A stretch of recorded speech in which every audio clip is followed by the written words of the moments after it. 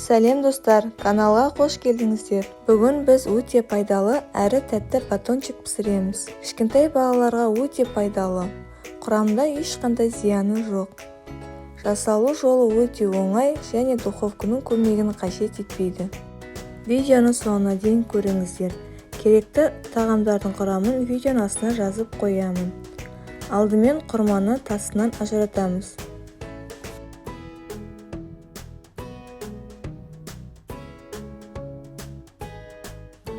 Содан соң үстіне ыстық су құйып 10 минутқа бұқтырып қоямыз.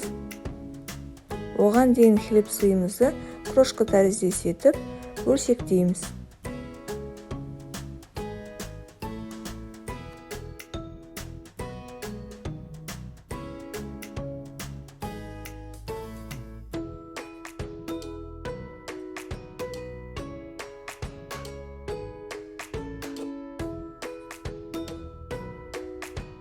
Құрма 10 минут бұқтырылған соң миксерге саламыз. Үстіне балымызды саламыз. Одан соң біркелкі масса болғанға дейін араластырамыз.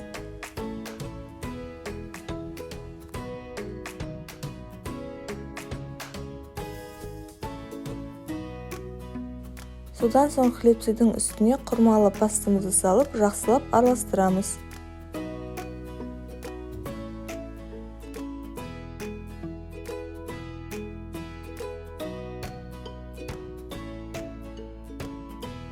Массамыз біркелкі болған соң қолдың көмегімен батончиктер жасаймыз.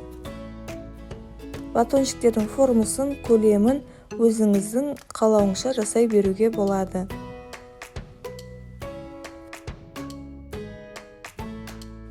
Батончиктерімізді дайындап алған соң 20 минутқа мұздатқышқа салып аламыз.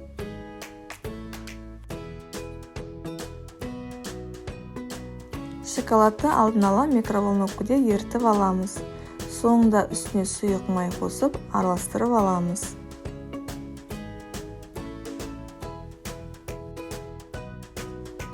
Қатқан батончиктерімізді осылай шаңышқының көмегімен шоколадқа батырып аламыз. Батончиктерді алдын ала мұздатқышқа салып алған дұрыс. Сонда шоколадқа жақсы аунатылады. Осылай шоколадқа аунатып алған соң, тағы да 10 минутқа мұздатқышқа салып қоямыз. Міне осымен біздің батончиктеріміз дайын. Батончиктер өте дәмді және құрамы өте пайдалы. Сізге де жасап көруге кеңес беремін. Видео ұнаған болса, лайк басып, комментарий жаза кетіңіздер.